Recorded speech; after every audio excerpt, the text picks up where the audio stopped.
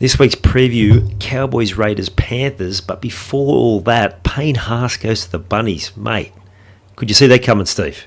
Still in total shock, Hawk. Can't wait to dive into it and have a chat to you about it. We've also got the changes to the SuperCoach scoring system, which has caused havoc in the SuperCoach world. And the big one for me is you announce who your minor premiers for the season is. That's a big story, Hawk. Oh, it is. I'm sure there'll be plenty who disagree. We'll also dive into the rule changes and how that's going to affect how the whole game is played. Stay tuned. I'm Ian Hawkins, and this is Sport is Life. The purpose of sport, as I see it, is to see your vision become a reality. Find your voice, create strong connections, and learn to trust your body.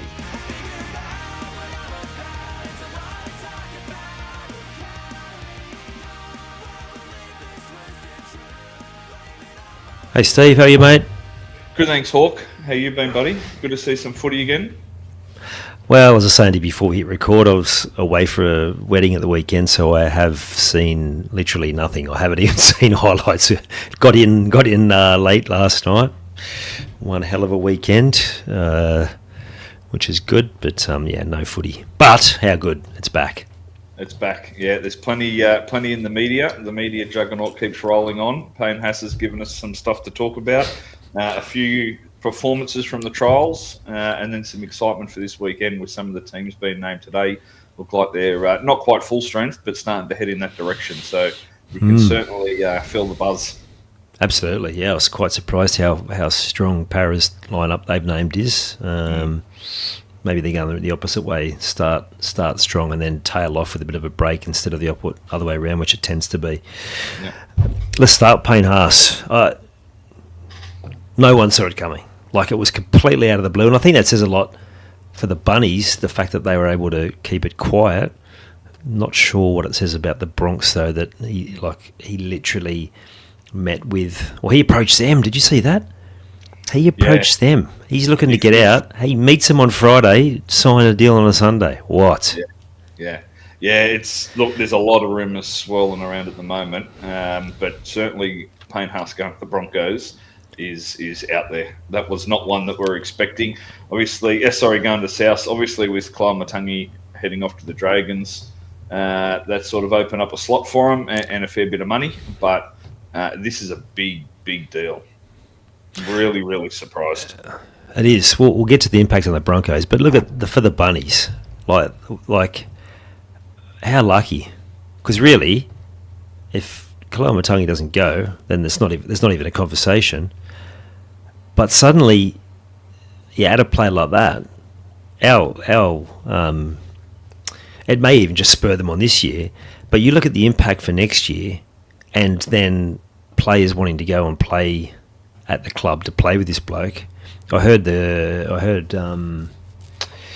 Kenty talk about it could be one of those. No, it might have actually been Paul Crawley. It might be one of those signings like Lazarus going to the Broncos when it just really built a dynasty, which we were all talking about the Broncos having, and now suddenly, South looking good. Yeah, 100%, mate. The flow-on effect on this could be big. You know, if you're a young half, outside back, you're looking for a team with a big set of forwards that are going to go, get the ball rolling down the field. That full pack, there's still a few question marks on it. You know, Murray's got to come back from injury. Are we going to see the best out of Fafita? But Tallis Duncan, absolute gun in waiting on an edge. Payne Haas comes along.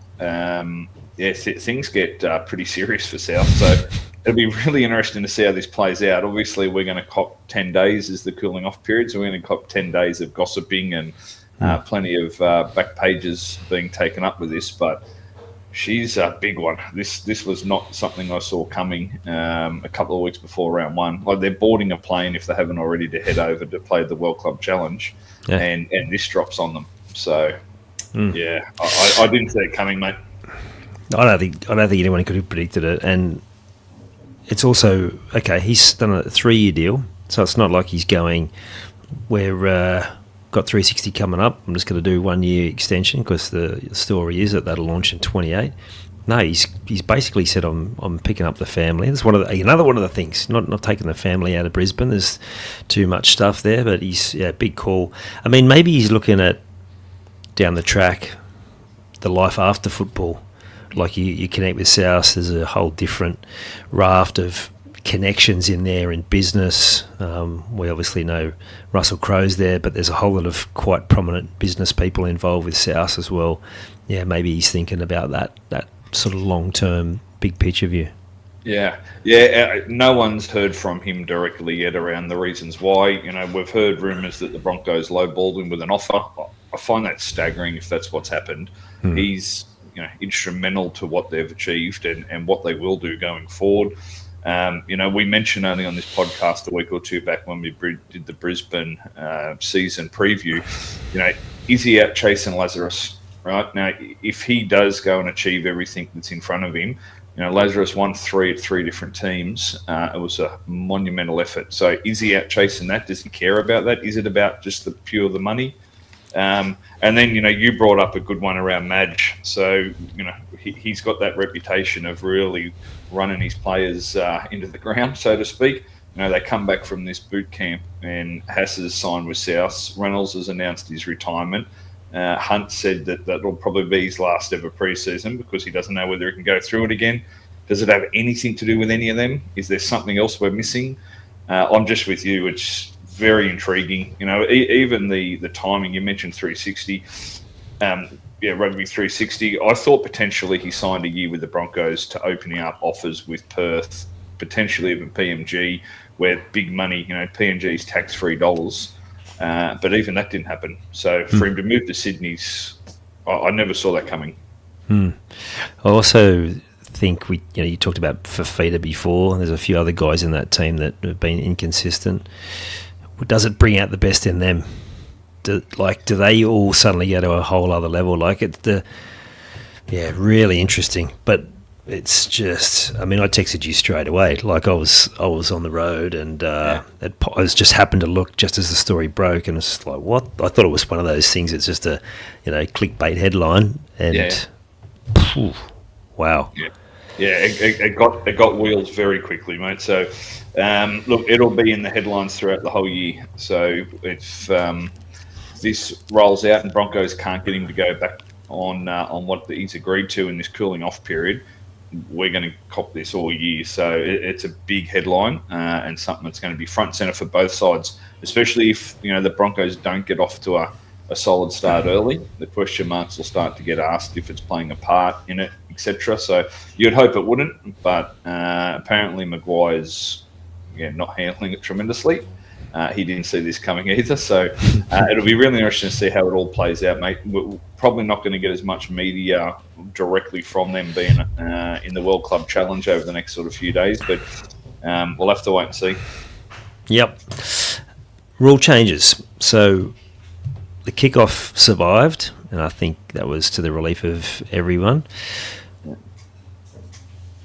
We talked about the other ones the other week. So you were just talking before we hit record about the potential impact of the extended bench. So for those who haven't seen it, 6 spots on the bench, but you can only use 4, which basically is to alleviate any of those HIAs or injuries so that you've got options in a whole lot of different positions. What are your thoughts?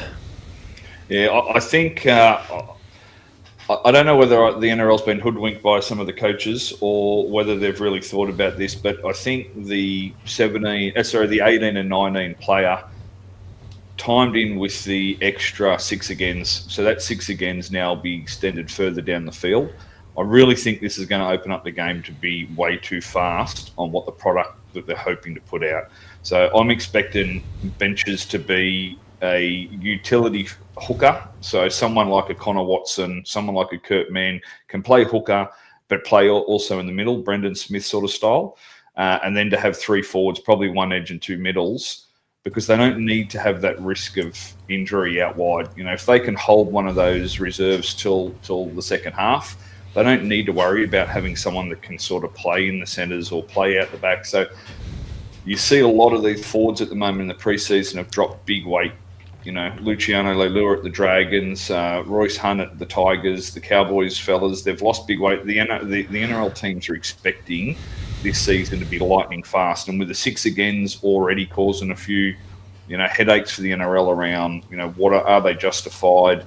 what it's causing to the speed of the game, I think they're opening themselves up here to a really fast game and to really change a little bit of the fabric on what we're doing. So it'll be interesting to see how teams play it. We haven't really seen much of it with the trials because they've been largely reserve grade sides and they're unlimited interchanges with big squads. But yeah, I'm not sure this is going to work out how the NRL thing. Come grand final day or state of origin, it's perfect, right? When a centre goes down, you've got a centre there to put them on, no problems. But for round 5 at Leichhardt Oval between the Tigers and the Cowboys, this isn't going to achieve what they're hoping it to achieve. So, okay. I was just thinking about when your team concedes a penalty in their own 40 and how much of a piggyback that is when they get to kick for touch. But now it's pushed back to the 20. So some of those penalties late in the tackle count, maybe it actually reduces the impact. I know it'll make it faster, but it means they're already in the defensive shape. They're on a roll. I don't know. Let's just wait and see. I know when I'm watching my team and they concede a penalty before the 40 and they get that piggyback. It's you're like you kind of want them just to get over the 40. So spot on. I don't know. So that momentum and that 6 again late in the tackle count, I think we're in for a really fast game. And look, there's a lot of positives for that. The viewership, it attracts new viewers to the game. But at the end of the day, I don't know how far this is going to go. We'll see how it plays out, mate. We will. Now, the other main rule change, which was which I've got here, but I've forgotten. Remind me. The restart tackle count. We've covered that. Yeah. And then the other one was around the trainers, which we won't dive into because it's they'll still find ways to get around that however they can. Yeah, there's not much to that one. You did see a bit of the trials. What stood out without going into great depth? Because as we know that, like you said, the squads they're fairly second string. Yeah. What did you see? What did you like? That Dragons Knights. The Knights team had a couple of first graders, or at least squad members. So they've got that headache around the spine. Fletcher, Sharp, Smith. I thought Smith was pretty solid. He wasn't outstanding, but I think he was played. Did he play at 7? Yeah, he played at 7 the time. Sharp, he'll have to be in the side, right? He's too good. He's been named at fullback this week. Without Ponga, so I sort of think that tips their hat that Sharp won't be in the halves, but where he is going to play and what he's going to do is going to be an interesting one. So for mine, Smith did enough to hold that spot for round 1 and see what happens. The Dragons, Cade Reed was very impressive. So he's only a smaller fella. Played a lot of he's gone through the pathways at Illawarra. Played in the halves, was playing a bit of Jersey flag and a little bit of reserve grade last year. So similar to Cody Black, I guess, who's gone from the Broncos to the Raiders, probably needs a little bit of time playing against men for his body to develop. But against the reserve grade Knights, he was probably the best player on the park. So he's playing halfback. Yeah, half. Yeah, so more the headgear and a lot of comparisons to Jamie Soward with the headgear running around, but kicks well, kick goals pretty impressively, kicked well in general play. So probably not this year because he's may get a few of those 18-19 slots that we're talking about. But in time against the reserve graders will be good. And then there's a bit of a shootout on the wing for the Drags that we've spoken about. So Sedu 2, I hope I'm pronouncing that right. He was very physical. So, we've had problems with the Dragons, with the wingers, Sloan, etc., who doesn't like to come in contact with anybody. But Sedu was quite impressive. He was physical. He was up there. He was upbeat. So I thought that was positive, mate. The other game for the Bulldogs, there was barely a person in the top 30 for the Bulldogs. So they were all reserve graders and Jersey flag players. So it's hard to take much. Look, I thought they looked a little bit slow in the first half. They didn't really get off their line, and the Cowboys just kept rolling down the field. But you take that with a grain of salt. It'll be interesting to see this week. They've named almost a full strength side, so it'll be interesting to see how they play there. And then for the Cows, similar to the Knights, there's a bit of a shootout for the halves, but Clifford was really good. So he had Helam Lukey and Robert Darby, who were both first graders and in and out of squads. Lukey's coming back from that injury. They really took to Canterbury's left edge and did a number on them early. So, again, like Smith, I think Clifford's done enough to jag that spot. He has been named at 7 this week, and they've pushed Purdue to the centres. I still probably think that's the right way to go. I think they're putting a little bit too much pressure on this Purdue with a forward pack that isn't going to add much metal to the comp. We're going to talk about the Cowboys soon, but I think Clifford did enough, mate, so I would be having him, and Lukey certainly did enough coming back from that injury to look pretty impressive for round one as well. Whether he starts or whether he's off the bench, I don't think he'll be far off, mate. So it was pretty impressive from, the players that you wanted to see something from. I thought they did well, and obviously it was a bit of a reward for some of the reserve graders and Jersey Flegg players for a bit of a NRL trial match, mate. And our first hit out for the team's going to Vegas. Now, just quietly, apparently your good self's going to Vegas too, mate. What can you tell us about that? You get there nice and early so you can soak up the whole week? Yes. Yeah, no, definitely, mate. So there's a group of 6 of us. We're leaving Tuesday, 2 weeks today. So I'm not sure when this will drop, but as we're recording it, 2 weeks today, so we're quite excited. We've got a number of going are our teams as well. So we've got a few of the Dragons fans and Knight fan, the Cowboy fan. So we're excited, mate. Make sure we try the local beer. I'm sure you will. We'll have to do a cross. I'm not sure if we'll get a live cross happening, but we'll definitely make sure we get you while you're over there. Is your wife going? Yeah, Kath will be going. Oh, okay, maybe a sneaky new Cowboy Vegas jersey. So she's very excited about the whole thing. Not a Elvis wedding in the plans, mate? Not quite, mate. Not quite. There'll be too many people back home upset that they missed it.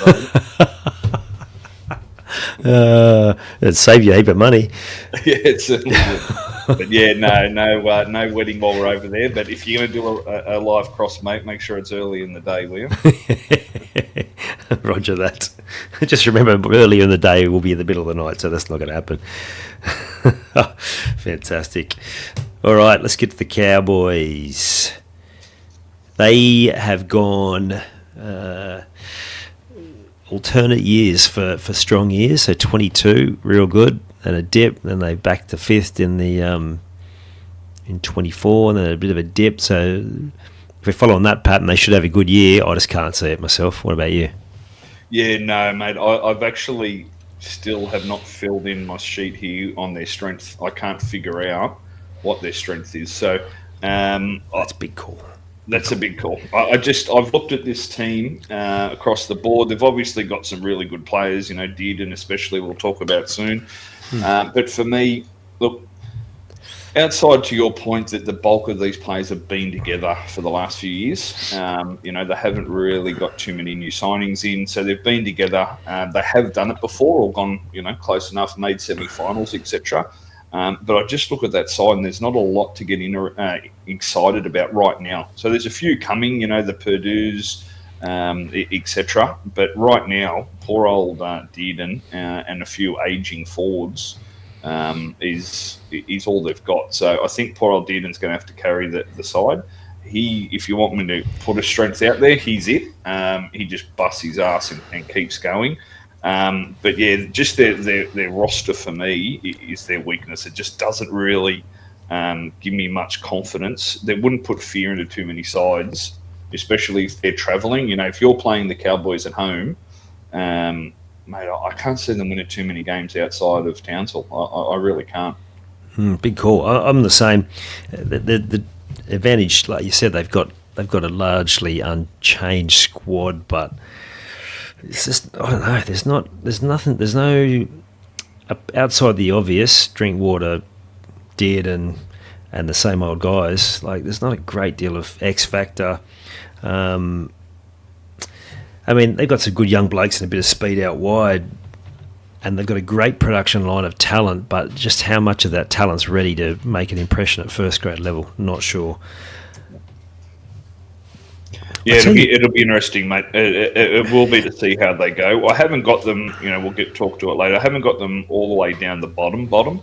I see them winning a few games up there in Townsville, because it is still a pretty tough trip to go up to Townsville. But yeah, mate, that roster needs some serious work, and they need to get to it quickly, or then they'll start to lose some of these young guns coming through that just might want to wait any longer. Yeah, exactly. The other thing, when we talk about weaknesses, there's a few guys there that they've bought recently that have been culture mismatches, shall we say, politely, at other clubs. So Bateman obviously had a falling out at the Tigers.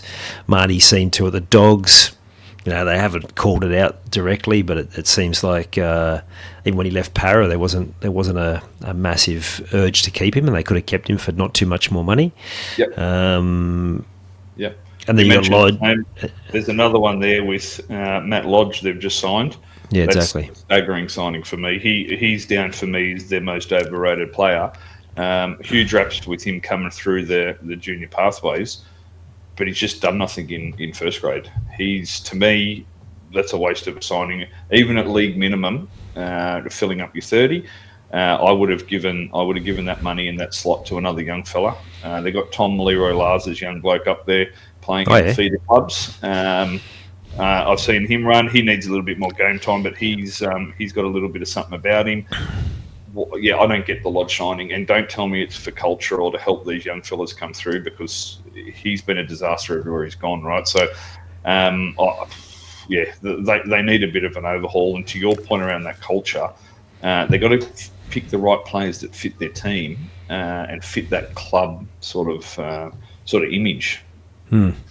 Yeah, I'm not sure they got that balance right at the moment, and it's going to put a heap of pressure on the whole system. I don't think Clifford's the answer at 7. I know you said he went well, but he's playing against a largely, you said not even reserve grade team. He just seems to be one of those players who's a good solid first grader if you need depth, but he's not your starting halfback if you're serious about the competition. And I just think if that's the case, I wouldn't even be surprised if they do end up putting Purdue in there at 6 and Dearden at 7, because Dearden's that good. So that will be really interesting to see which way they go. And to me, like, talk about Dearden, he's their biggest injury concern. If he goes down, they're in a bit of a hole. What about you? What do you see there? Yeah, I've got the same, mate. I think if Dearden goes down early and misses large chunks of the season, they could slip down and bail it out for the spoon. I think they could drop that far. I think with Dearden there, to your point, with a few of the others around him, they've got a few wins in them, especially at home. But without him, it's going to be a tough season. And for that, mate, he's under the most pressure, because it's Dearden or bust. I've put Drinkwater down there as well. There is a little bit of press that there's a few of the younger fellas sort of sniffing around that fullback spot. He needs to improve the defence big time, right? So it's on him. Reid Marnie will help in that area. You talk about culture fit. He's probably perfect for for the Cowboys and what they need. He'll really help with that line speed. But Drinkwater needs to help with their defensive structure and their defensive line. So from the back, control and traffic, he's a must. So those two guys are going to be under the most pressure from mine, mate. I think if Clifford plays 7, it's him. But I also think for Marnie, as good a fit as he seems to be there, I think the pressure's going to be on him because of how things have unfolded for him in the last 2 years. And particularly just being shown the door. I heard him say the other day he's not really sure why, and maybe that's a problem. Like I think he rubs up the opposition the wrong way occasionally. Again, having watched him at Para, I get the impression that he might do a bit of that with his teammates occasionally as well. He did at times look like when they all come in and they're getting around each other, he did look like a bit of an outsider at times. So interesting. But again, sometimes people just need a change of environment, and he's Queensland born and bred, isn't he? So maybe he has a good fit there and he goes forward, but I still think he's under pressure. You mentioned Drinkwater. I put him as underrated because I just think if he'd been in a good system and a good team, I think he just could have been anything, just because his good is so good. But has he had enough opportunity and a strong team to really show what he's capable of? Yeah, you're spot on, mate. I've got him as well. With ball in hand, he's probably in the top 3 or 4 fullbacks in the game, right? He's got that. He's got the speed. He's got the footwork, and he's got a pass on him. He's with the ball. He's top 3 or 4 in my book. To your point, potentially in the right setup, the right program, those defensive sort of defensive frailties, might have been polished a little bit more, mate. So that's a good shout. But he's my underrated as well, mate. He's he's something special with the ball in his hand. Yeah, overrated. Bateman, he's a footballer. I just wonder if that sort of players, the game's passed that sort of player by. Like he crabs across the field. He's certainly a competitor, but if you look at some of the back row prototypes that they've got in most teams now, he just doesn't fit that bill, and I just don't know if he's the right spot. Yeah, mate, I've got Lodge for what we mentioned. I'd be even surprised if he finishes the year with him, mate. He's similar to Bateman. I think the game's passed Lodge by. I think he's too slow in the middle. He doesn't move laterally with defence real well. If we're right with the speed of the game that they're going to hit us with this year, he's going to find himself in a whole lot of trouble if he's playing anything more than 15 or 20 minutes. So he's for mine for very similar reasons, mate. Yeah, I couldn't find a smoky for reps beyond people who've already had a crack. I don't know enough about some of those younger forwards. I don't know if you've got anything different there, but I put down Laybutt at a stretch. I can't see him doing it this year, but he's just got a little bit of something about him, Laybutt. But no one for this season, mate. I think the Deedens and the like are a lock for Origin, but I can't see them being too many. They'll get a few, to your point, the Lukies, the Nanais, they'll get a call up with the World Cup for their countries, but no one else. Coach definitely under pressure. It's funny, when he had that stint at the Warriors, he made them so good. Yeah. And you just thought, that good year at the Cowboys, and you just thought it was up and up, but it's just been so inconsistent since then. There's been all sorts of noise. You had the situation with Tomalolo. Interestingly, they've cleared out with the assistant coaches. He's got Blake Green there. I think that'll be massively beneficial. All the players obviously had a good rapport with him at Newcastle. He was great at connecting with the players and bringing them together, so that's going to be a positive. Paul Wellens from St Helens. I had a quick look at some of the thoughts of St Helens fans, and there was mixed reviews. Some of them not massively keen on how he left them, but he's got a great pedigree. He played, I think they said he played 450 first grade games in the Super League, and then he's had a couple of years in the coaching system. As an assistant, he's going to have a great deal of depth and knowledge, and you talked about he's a fullback. Maybe he's going to have a positive impact for Drinkwater from that defensive perspective. Yeah. But I don't know. I think the coach is going to have to start well, or the drums will start beating very soon, I reckon. Yeah, I think he's probably the one on the chopping block, mate. Probably first off. Look, I hope he gets another opportunity somewhere else, with the assumption that he probably isn't going to get him in the top 8 this year. Now talk. It's funny you've picked the Cowboys pretty well here, mate, with that cultural fit. I just don't know whether Payton fits the Cowboys. I see him at another club. He's blue collar. That first or second year, I think it may have been, where they really made a run for it. He had them super fit. They were playing hard-nosed footy. You had to beat them, right? Well, that's traditionally not really the Cowboys go. The Cowboys have always been a little bit more flair, similar to how Drinkwater plays, I guess. Really good with the ball, does their best in defence. So, with the assumption he doesn't get them to the 8 and he gets the fleek, I hope he gets picked up by a club that has that blue-collar attitude and mentality, because I still think he's got a lot of coaching in him. Just don't know whether it's just going to work out for him here this season, mate. Yeah, I'm a fan. I just thought, you just get when you listen to some people talk, you just they make it sound simple, but they also they question things that I don't know. They're talking the same language as the way you sort of think about the game. Yeah, I think I'd say he would. It'd just be interesting to see if he survives this. and how long. Because when you look at, we've gone through the teams, a lot of the teams, and more often than not, when we've talked about other coaches under pressure, we've said no because a lot of them are either new or they're so well entrenched that just clubs aren't going to get rid of them. They're going to be patient with them. But he seems to be the real standout, so it will be very interesting how that unfolds. Yeah. Dally M, yeah, go on. Yeah, I was going to say, mate, I've got Dearden for Dally M. I think if they're going to do anything, it's him and his effort. And I've got Murray Tuilagi as the try scorer for them for the year, mate. I think they do get their attack going. Drinkwater out the back. I think Tuilagi can get over a few times. Agree, and just looking at his record, he's been injured the last 2 years, hasn't played full seasons, but like that ratio of matches to tries is still really high. So if he gets a full season, he should top that easily.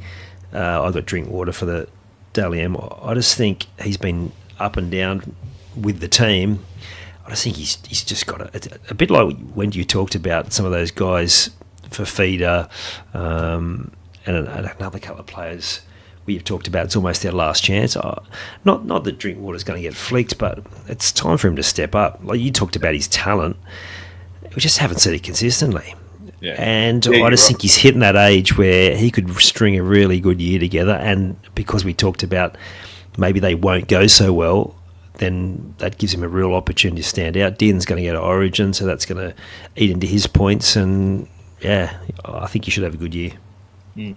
Yeah, mate, you're right. Drinkwater's, it's one of those ones. What are your legacy? What do you want to be known for? Just a solid first grader who was doing his best, which is something that most of us would have taken. But Drinkwater's got the opportunity to be able to be known as something more. Like, you know, one of the best at the Cowboys, you know, in Bowen's footsteps, you know, potentially, you know, around that Origin talk. But yeah, it's up to him to have a crack, mate, and see what happens this season. Yeah, and if you string a year or two together of high class, then people forget those inconsistent years. 100%. They remember you as that player that was that good. Like Benny Barber, people talk about him. Like he was a bit hit and miss until he had that really good year in 2012, and then he kind of disappeared just as quickly as he got started. So, yeah. SuperCoach, mate. 50% of the coaches. Hang on, sorry, Hawk. I'll talk to you about SuperCoach for a minute. Yeah, they've pulled a classic NRL situation. So the SuperCoach world's gone into meltdown over the last week because they've changed the scoring. So anyone who's following SuperCoach or just starting to get into it, it has been chaos on social media. The scoring's been changed, so they're now using NRL statistics instead of Fox Sports statistics. And interesting. They count things differently. So tackles are counted differently, hit-ups are counted differently, try assists are counted differently. So truth be told, everyone's still trying to work it all out. Unfortunately, in typical NRL fashion, like the rule changes, they've left this until 3 weeks before the season starts. So everyone's trying to... So mate, I'm going to just mention like I would have in the old scoring until we can try and get some more information. But Tom Chester at the moment's owned by 50% of coaches. He's at 216,000. He hasn't been named in this week's side, and I don't know whether he is going to squeeze a spot, to be honest with you. If he does, then he's a must-have. But just keep your eye out that first team list Tuesday. We will know with the Cowboys early because they'll play in 0 round in Vegas. But if he's named, he's a must. They're a little bit light on after that. So Reid Mahoney's at 418. He's a bit cheaper this year, coming off that lack of minutes for the Bulldogs. So about 25% of coaches have gone with Mahoney to start the season. I'm not going to find a spot for him, but he is there for you. And then two that are interesting, Drinkwater always becomes SuperCoach relevant at some time throughout the year. He's at 793, so he's a bit too expensive for me to start with, but I can't knock anyone from doing it. And then Heelan Lukey, he's an interesting one. So he scored a try, and I'll be honest with you, it was a pretty weak try. The Bulldogs' left edge just didn't get off the line, but he still scored it. And looked pretty good. So keep an eye on him. He's only at 400k. There's 3 or 4 second rowers around that same price point that if you can pick the right two, you're probably going well. But yeah, Lukey might be an interesting one at 400k, mate. Okay, that's good. it almost means that someone new coming in might the rest of the field might come back to their level. So again, you're painting a good picture for me to come and join, but you might have to incentivise it a bit more. I'm still not quite over the line. So in terms of the mental impact, I mentioned before that those new players coming in, the culture fit. How will that work? One thing I also mentioned before, Blake Green. Yeah, he will bring that ability to connect to the players and bring players together. So that should be a bonus. But I just think the coach will be under pressure too soon, and I think that's going to be it's going to be too big an impact. And I just see them struggling with that. They've lost Jordan McLean, retired. He's going to be on the coaching staff with a role. It just looks to be like we've talked about, the teams have got a balance of good experience and youth. I don't know. We could be proven to be wrong, but the balance just doesn't look right. Whether it's from a physical perspective, football, or that mental edge and that hard edge that you're looking for in an NRL team. So I think they're going to battle. Yeah, I agree, mate. I've got them finishing 15th, mate, and they. Yeah, to me, 15th through 6th is a lottery. But I just got too many other teams on the improve, and I've got nothing to show me that that's going to be any different with the Cows.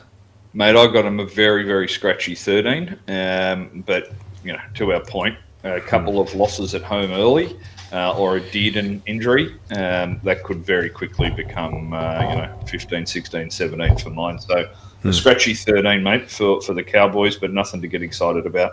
No. And if they do sack the coach and a new coach comes in, that usually causes a bit of a spike, so maybe they make a late charge as well. Who knows? Yeah, never know. All right, Raiders. Talking about businesses. Mate, they are. They are an exciting team. They're an exciting team, yeah. I think most would say, probably not Ricky, but most would say they overachieved a little bit last year. But then you go and look at the squad that he's assembled, and you say, well, maybe they didn't. That's one hell of a forward pack. He's been recruiting these young, really talented footballers from all over the East Coast, taking them to Canberra, and he's just getting them in the Raiders culture from the beginning.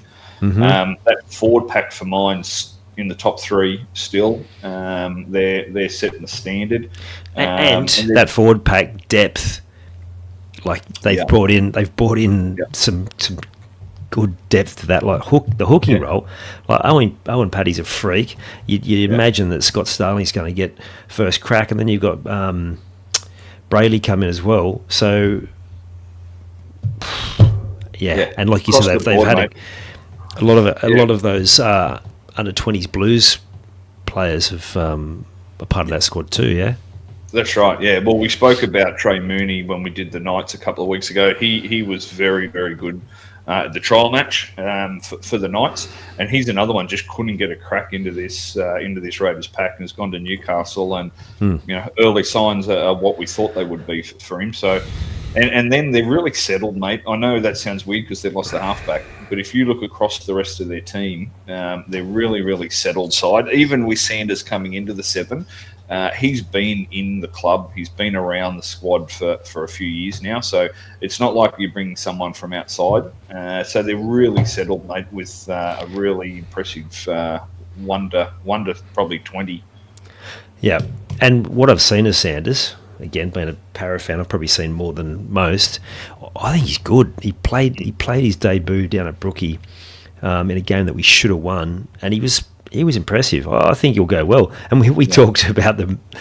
We talked about Manly and Fogarty, and that's going to be a downside. For me, that's both a positive and potentially a weakness. Is that he is still only young.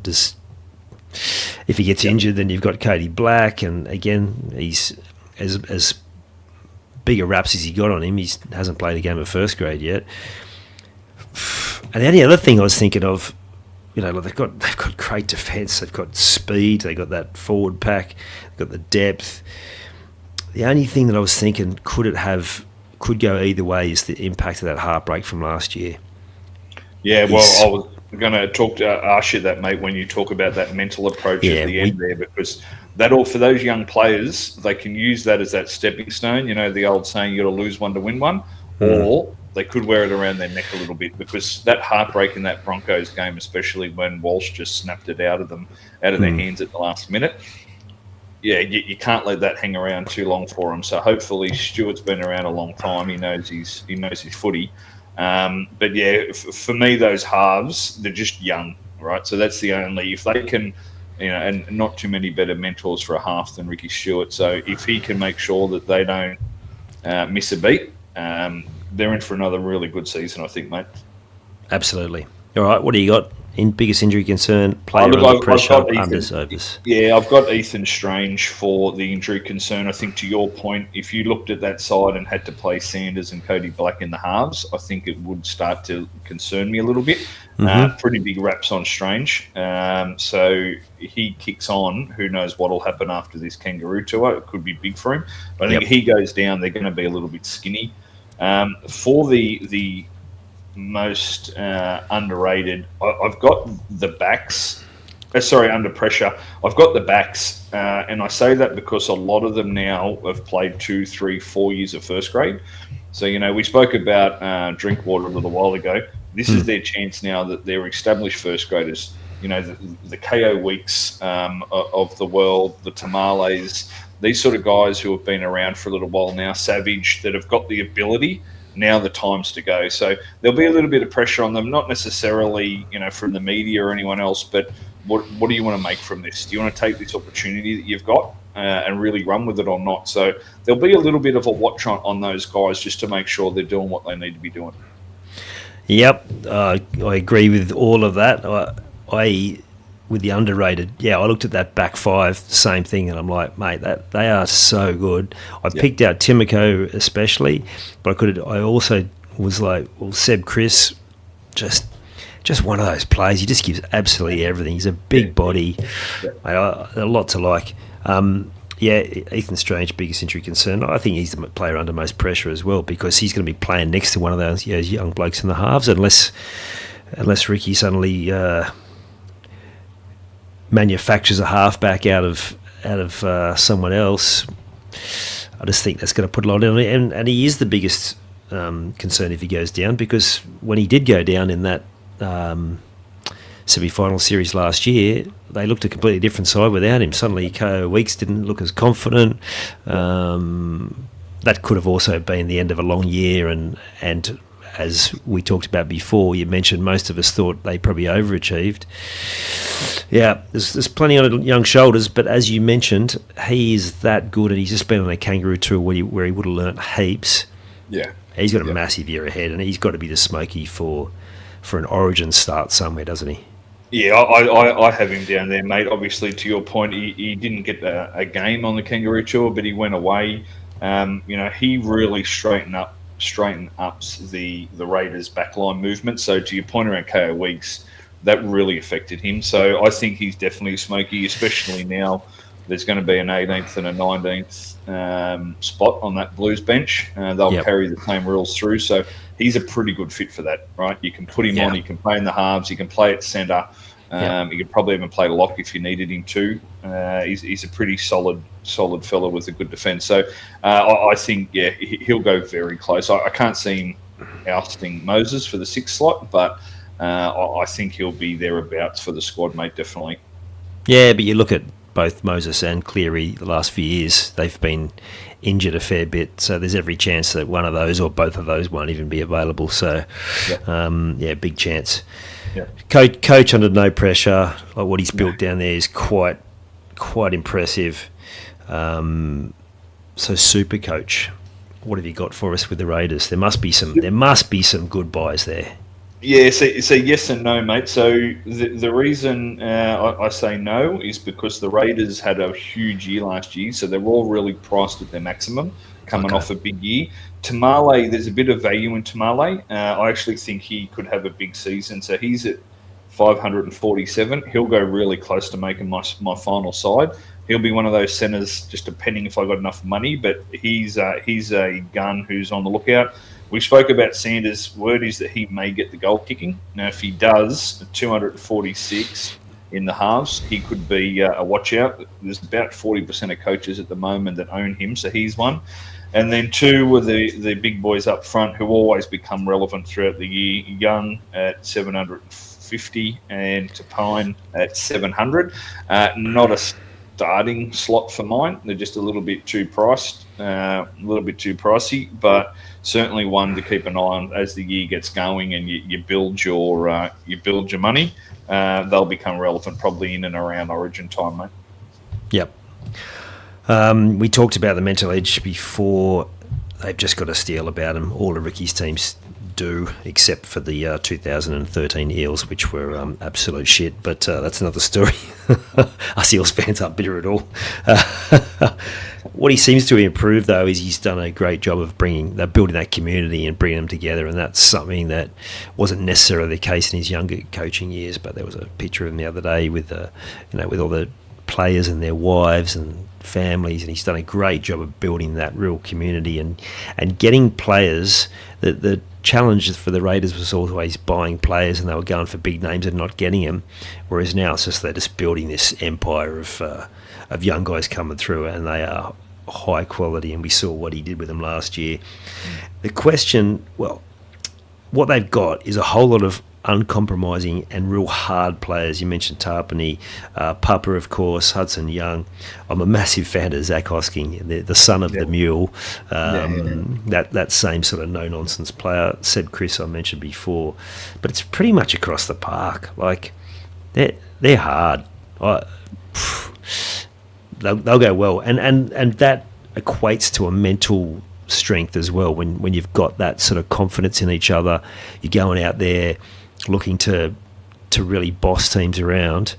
You look at those games whether they won last year that maybe they shouldn't, and maybe they fell a few centimetres short. But the only question is whether that impact of last year is going to build a steely resolve and determination in them to go one better, or whether that's going to linger. I thought about some of the teams where it did linger. 25, the Broncos, off the back of really, they had the game won in that 24 grand final. They fell off a cliff.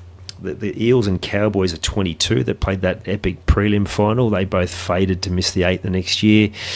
And there's a history of teams doing that, going out in straight sets and then really feeling the mental effects of that for some time.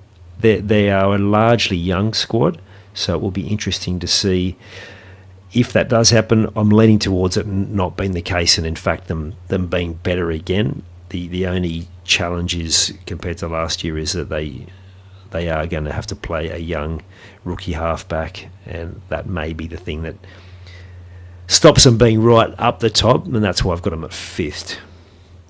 I got them at 6, mate. It's the same, right? So we've already spoken about any team could beat another couple in that sort of same bracket as them and push into the 4. I definitely see them making the 8. I can't see them slipping out of that. But yeah, got them at 6th spot and pretty solid to cause a bit of havoc at the back end of the year, mate. Yep, absolutely. And they went to Vegas last year, which would be tough. And then they went on the road for like however many weeks. They did plenty of stories about how much travel they'd done with a more settled and quiet opening. I don't know exactly how many home games they've got to start, but they could really be sitting in and amongst it really early on. So big year, I reckon, again. Panthers, well, speaks for itself. Last 6 years, they've been either granny, prelim, super impressive system. They've got a few youngsters that have been in the system now for at least 12 months. Talangi, McLean, a couple of those guys on the periphery. The spine speaks for itself, and then you add in Leota. Massive. The only weaknesses I could find is like they've had a few of those guys get injured, and if Cleary, Kenny, Leota, Lindsay go down, Edwards, then there might be a problem. And the only other thing is, as has the bubble finally burst, I don't think so, but Yeah. I think they're pretty solid again, very solid. Yeah. Look, I see it similar, mate. I think the big thing going for them this year, probably the first year since they've gone on the run, is they haven't had any major losses in the player department. So they lost a couple of those boys to Canterbury, they lost a few to the Tigers. Fisher Harris went to the Warriors. Each year they've progressively lost them. Well, this year, just about 1-17 is what it was last year. So I think that'll help. They've always had to go and find and plug a massive gap, and it hasn't been a fringe first grader. They've lost some of the best players in their positions in the NRL. So I think that's a huge strength for them. They're winners, right? They know how to win. They're just it just becomes natural to them. So I think they're good with that. But look, for their weakness, for me, I've got the unknown. So has the grind of the last 5 or even 6 years now started to wear on them?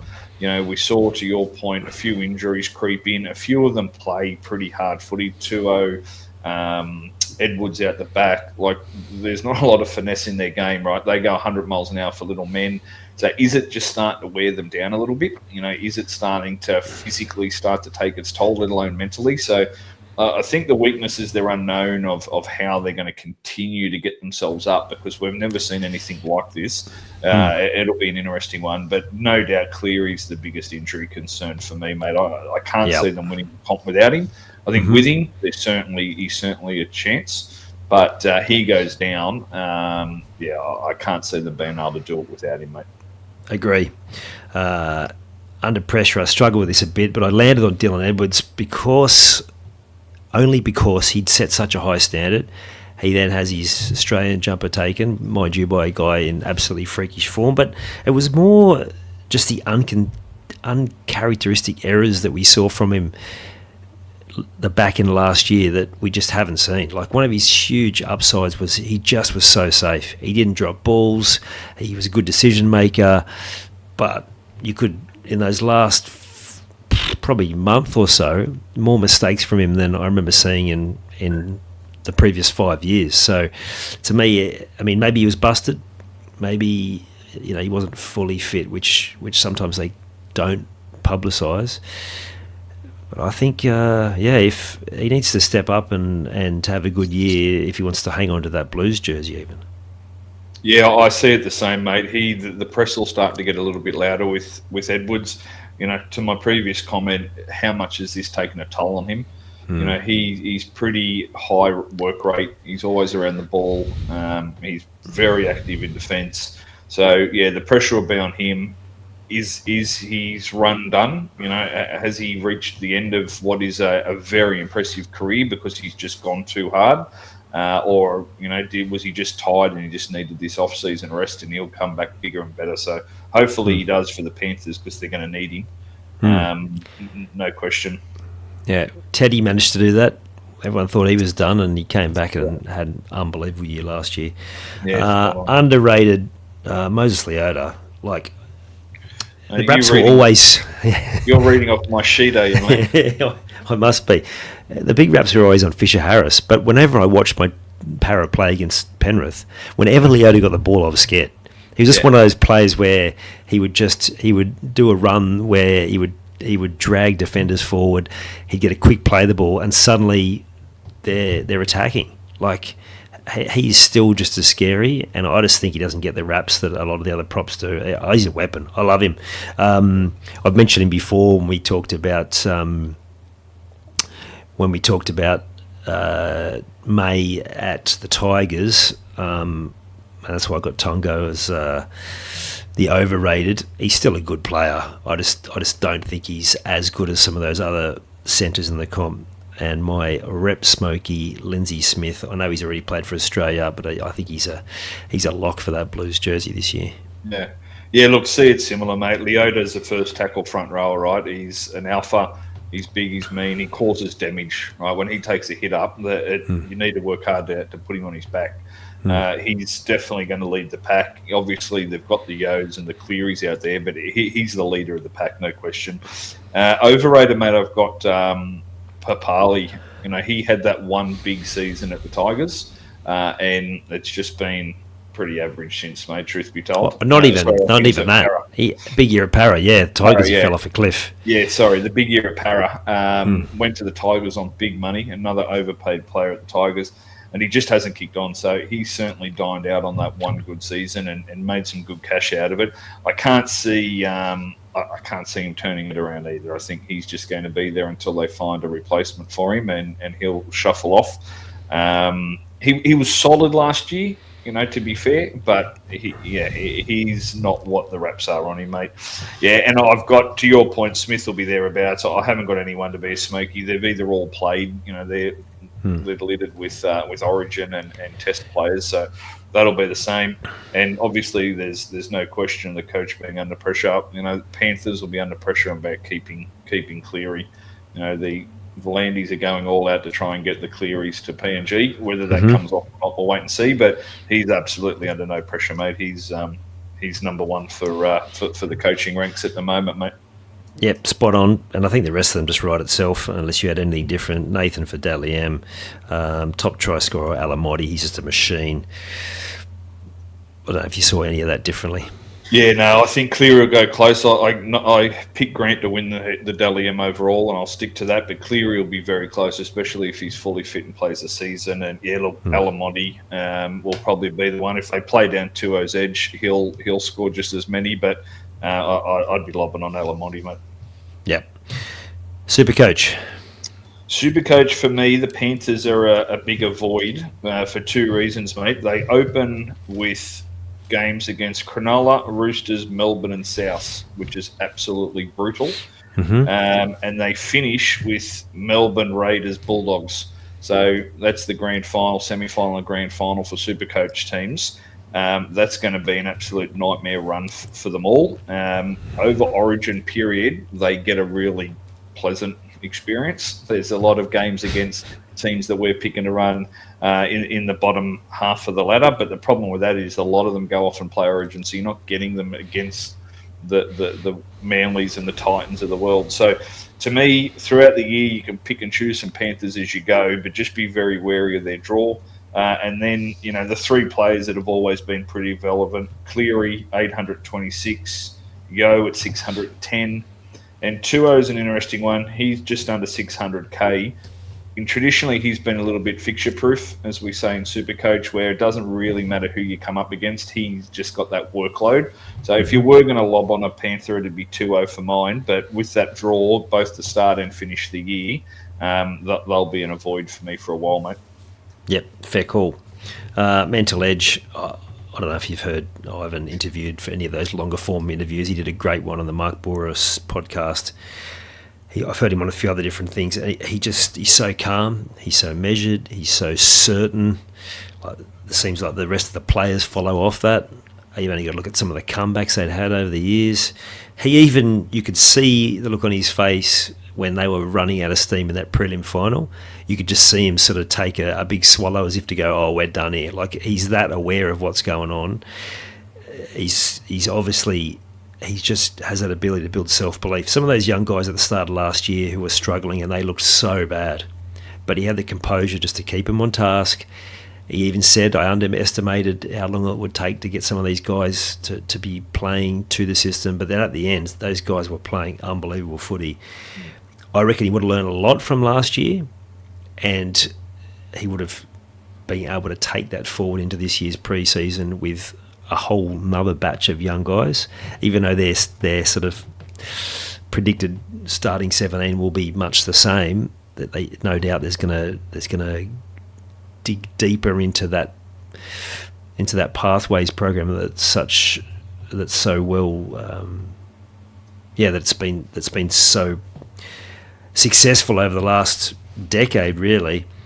Yeah, what a story it'll be if he can get them back into a grand final, let alone win one, after what they've done and had that year with a lot of injuries and everything went wrong from at the start of the season. Well, they were running last at one stage.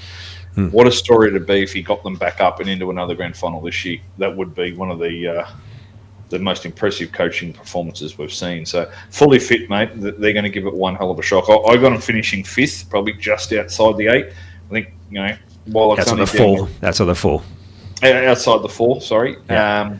got to run a fifth. It's only down the road, but I think not playing at Penrith hurts them a little bit. Going to Para Stadium hurts them a little bit, but what an impressive side, mate! An impressive coach. The system fully fit. They're going to go. They're going to give it a mighty shake, and wouldn't be surprised if they're thereabouts again, mate. Yeah, 100%. I've got them finishing one. I just think they're going to bounce back. I think. I love it. Yeah, I think fully fit. Those young guys have really come on better than I thought they were going to, and I just looked at how they finished the year. Yes, they run out of steam. That was the prediction, is that, they've had to work so hard, they've had to win so many of those games at the back end that maybe they run out of steam, and they did.